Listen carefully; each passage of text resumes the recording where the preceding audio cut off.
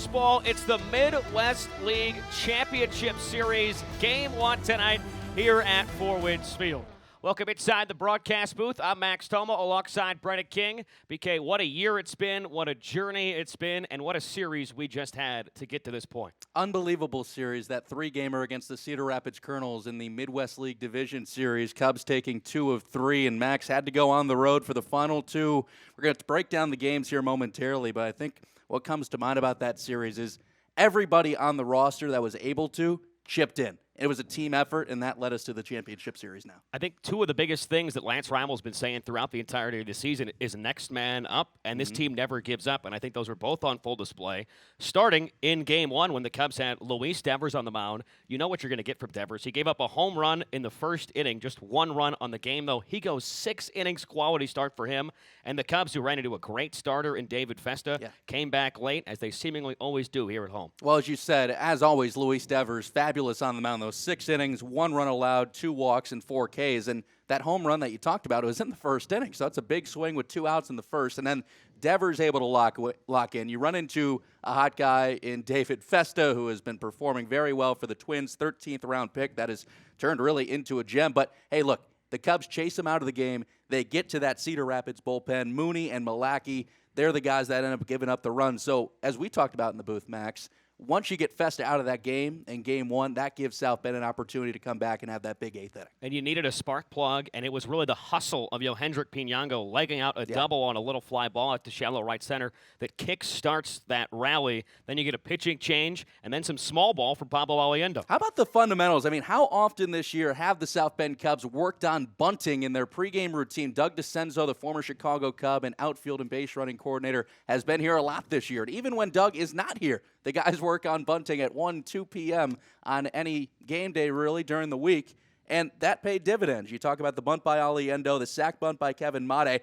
Later on, B.J. Murray laid down a sack bunt. So 3 bunts in that 8th inning before Fabian Pertuz had that monster single, the line drive to center. And again, just a total team effort to win that ball game 2-1. Yeah, Cubs get a 2-1 victory, another 8th inning comeback. It was their 29th comeback victory of the season. They won again at home, 45-22, including the playoffs here at Four Winds Field. Then they went on the road on Thursday, tight game throughout. Cubs only gave up 4 hits, but lost Game 2, 5-3, and then right back, win or go home for both sides on Friday.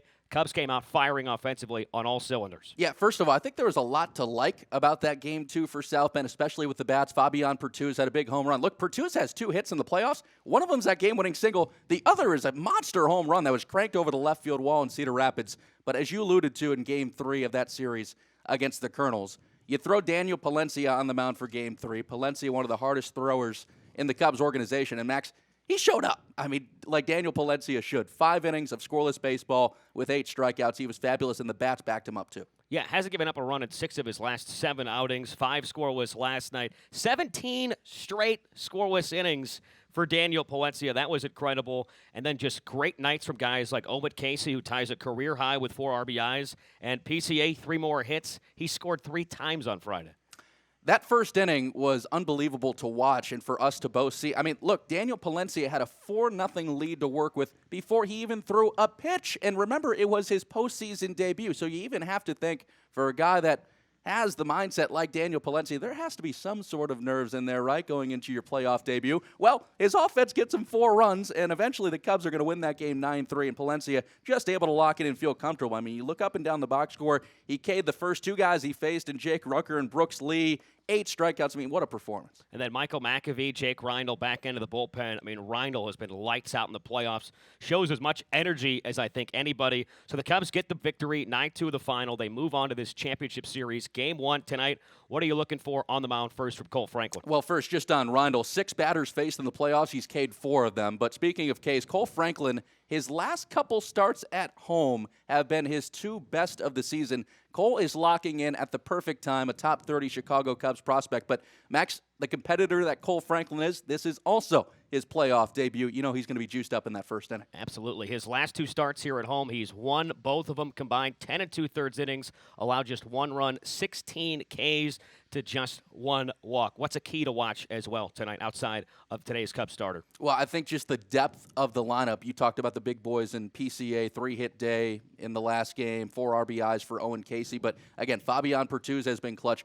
B.J. Murray at the plate and his keen eye, I think, has been a super underrated part of this playoff run for South Bend. No matter where Murray is batting, 2nd, 6th, 8th, whatever, he's always going to give you a good AB, and that should continue here in the series against Lake County. It all comes down to this. That's Brendan King. I'm Max Thoma. It's Game 1 of the Midwest League Championship Series.